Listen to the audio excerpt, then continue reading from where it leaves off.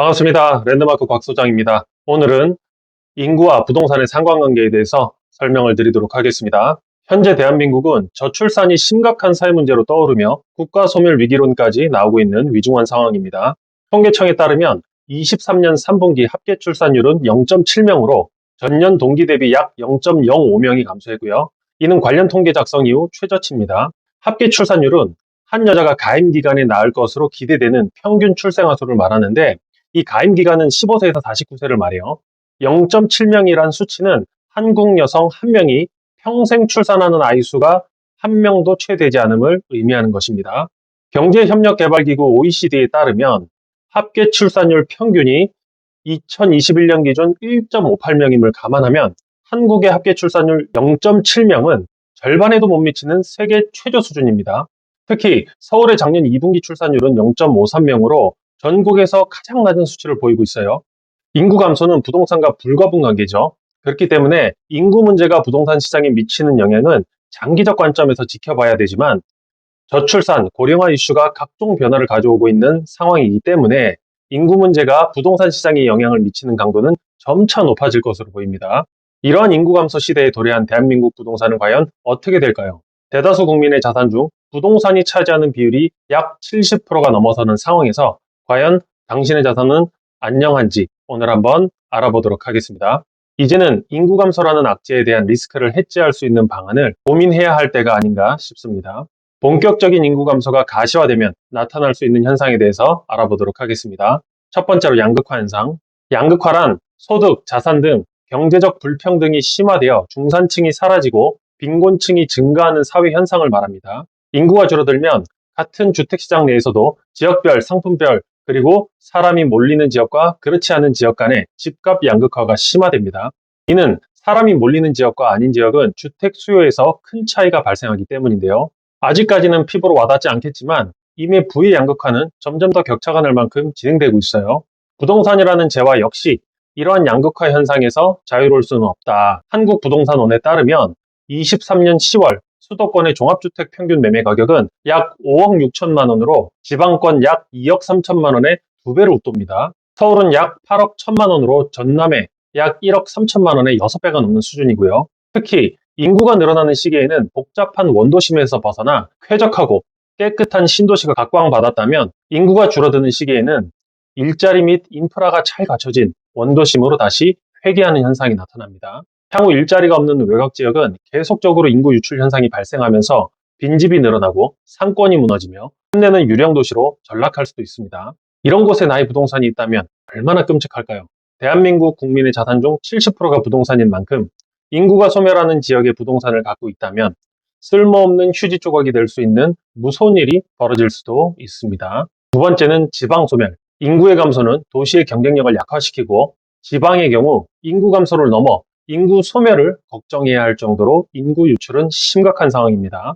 일자리와 신규 주택, 다양한 인프라가 모여있는 도심 지역으로 인구가 몰리는 반면, 그렇지 않은 지방은 빈집으로 인한 슬럼화 현상으로 사회 문제가 심화될 수 있어요. 최근 지자체를 중심으로 영원주택, 만원주택 등의 정책을 도입하는 것도 인구 감소를 통한 지방 소멸을 막기 위한 방법이지만, 국가 차원에서 인구 감소에 대한 심각성에 경각심을 갖고 좀 더 확실한 자구책을 연구해야 할 때라고 생각합니다. 결국 인구 감소에 따른 여러 악재 및 충격의 영향을 가장 먼저 받는 것은 지방일 가능성이 높고, 지방 중에서도 양질의 일자리가 없는 지방의 경우에는 더욱더 심각할 것으로 예측이 됩니다. 세 번째는 수도권 쏠림 현상, 즉 양질의 일자리가 서울 수도권에 집중해 있기 때문인데요. 한국은행에 따르면 우리나라 국토의 11.8%에 해당하는 수도권에 50.6%의 인구가 몰려 있어요. 특히 청년들의 지방 탈출 러시는 가속화되고 있으며, 이들의 서울 수도권 쏠림 현상은 심각한 지역 불균형을 만들고 있는 상황입니다. 청년이 떠나면 출산율은 더욱 줄고 고령화는 가속화돼 기업도 떠나게 되면서 일자리가 줄어드는 그런 악순환이 이어지게 돼 있어요. 이는 결국 부동산 수요 감소로 이어져 신규 주택 공급이 부진해지는 결과를 낳게 되며, 신규 주택 부족은 기존 인구는 물론 외부 인구 유입을 약화시켜서 인구가 더 줄어드는 그런 악순환이 계속된다. 또한 여담이지만 각종 예술 문화 등 볼거리, 놀거리, 먹거리에서 서울 수도권과 지방의 차이는 상당한 갭이 존재합니다. 이러한 맛에 길들여진다면 모든 것이 부족한 지방으로 다시 내려가는 것은 쉽지 않다고 봅니다. 네 번째, 신규 주택 쏠림 현상. 서울은 노후주택 비율이 절반을 넘습니다.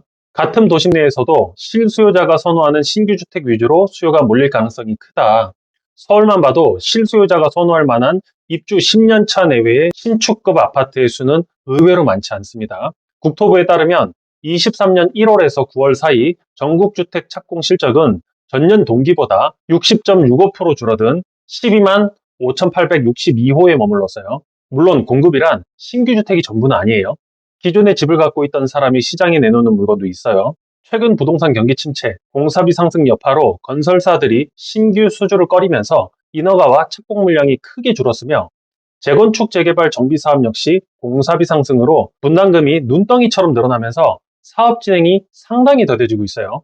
향후 2년 뒤엔 서울의 신규 주택은 그야말로 공급 절벽이 예상됩니다. 다섯 번째, 수요 감소. 이 수요 감소는 시세 하락으로도 연결됩니다. 인구가 줄어들면 그만큼 부동산을 매수할 사람이 줄어들게 되니 수요 감소에 따라 부동산 시세가 하락할 것으로 예상할 수 있어요. 특히 양질의 일자리가 없거나 학군이 좋지 않고 인프라가 부족한 지방 및 외곽 지역은 더욱더 하락세가 심해질 것으로 봅니다. 그럼에도 이는 모든 지방이 그렇다는 것은 아니에요. 지방 중에서도 가장 선호되는 동네거나 양질의 일자리가 있거나 학군이 좋거나 독보적인 자연환경 및 인프라가 잘 갖춰진 지역들은 앞으로도 꾸준한 수요가 있기 때문에 그런 지역들은 충분히 괜찮다고 볼 수 있습니다. 여섯 번째, 가구수. 집값에 영향을 미치는 요소는 인구보다는 가구수가 더 중요합니다. 부동산 경기 전망에서 중요한 것은 인구가 아닌 가구수입니다. 왜냐하면 부동산은 가구 단위로 수요가 발생하고 있기 때문인데요. 4인 가구라고 해서 각각의 구성원이 부동산을 사지 않고 세대원 중 한 명만 부동산을 매수하여 나머지 세대원과 함께 살기 때문이에요. 출생률은 우하향하고 있는데도 불구하고 가구수, 특히 1인 가구수는 점점 증가하고 있으며 이는 부동산 수요가 빠지는 것에 대한 완충 역할을 하고 있습니다. 5년 전만 해도 가구수는 1,000만 단위였지만 지금은 2천만 중반대를 가뿐하게 넘고 있어요. 그러나 통계청은 가구수가 2040년 이후 감소세로 전환할 것으로 예상하고 있습니다. 이렇게 감소한 인구수와 가구수가 동시에 줄어드는 2040년 이후에는 부동산 시장에도 인구 충격 여파가 본격화할 것으로 예상이 됩니다. 마지막 일곱 번째로 종합해보면 인구 소멸 문제는 지금 상황에서 당장 먹고 사는 문제와 연결되는 것은 아니기 때문에 부동산 시장에도 아직 인구 충격이 본격화됐다고 보기는 어렵습니다. 사회 진출한 2030 세대의 신규 수요 및 구매력 있는 기존 세대들도 여전히 시장에 참여하고 있기 때문이에요. 현재 주택시장에서 인구수는 줄고 있지만 가구수는 증가하는 등 이중적인 양상을 나타내고 있습니다. 물론 인구수가 줄어든다면 전반적인 수요 감소에 영향을 미치겠지만 단순히 인구수만 감소한다고 해서 주택시장이 당장 붕괴된다고 단언할 수는 없습니다. 다만 앞으로는 1, 2인 세대의 증가로 이들을 위한 다양한 형태의 주택이 선보일 것으로 예상되며 그 중에서 수도권 등 일자리가 많고 인프라가 좋은 그런 수요가 꾸준한 곳과 그렇지 않은 곳의 양극화 현상은 더 심화될 수 있습니다. 또한 인구 감소는 단순히 집 살 사람만 줄어드는 것이 아닙니다. 생산 가능 인구가 줄면 국민 총 생산이 줄어들고 경제 규모가 줄어들면 부동산 시장 규모가 줄어드는 것은 필연적입니다. 지금과 같은 흐름이 이어질 경우에는 일부 지역을 제외하면 인구 소멸은 피할 수 없다고 예측이 되고요. 그래서 지금부터라도 인구 소멸로 인한 파급 효과를 줄이기 위한 사회적, 국가적 노력이 필요하다고 봅니다. 오늘 영상 이곳으로 마치겠습니다. 도움이 되셨으면 좋겠고요. 다음에 더 좋은 영상으로 찾아뵙도록 하겠습니다. 감사합니다.